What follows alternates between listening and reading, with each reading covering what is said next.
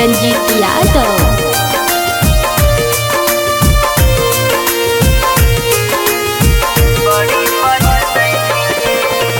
कहलियो जानू एक दिन बड़ी पछतैमी गे, कहलियो जानू एक दिन बड़ी पछतैमी गे। कोई न पूछा दौका हमरे भीरी अइमी गे, कोई न पूछा दौता हमरे भीरी अइमी गे। कहलियो जानू एक दिन बड़ी पछतैमी गे, कहलियो जानू एक दिन बड़ी पछतैमी गे।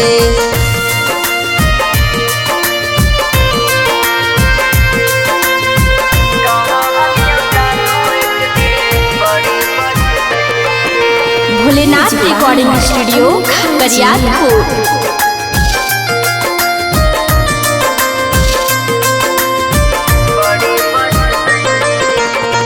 करही गुमाने तना अपना सूरतिया पा, प्यार करे वाला के छोटवा लग जा है छतिया पा।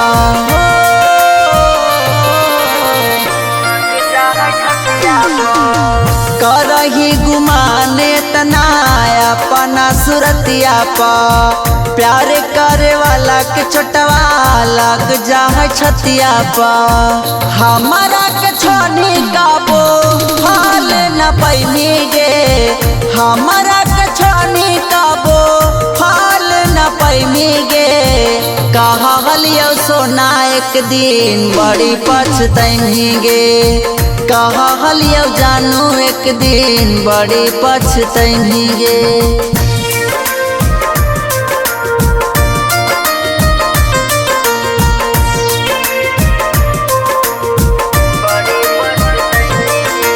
Mix by Ranjit Yadav.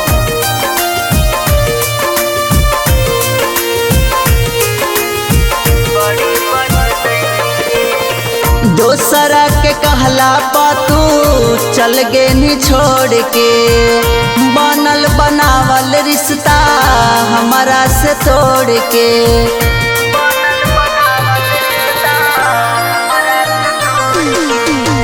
दोसरा के कहला पातू चल गे नी छोड़ के, बनल बनावल रिश्ता हमारा से तोड़ के।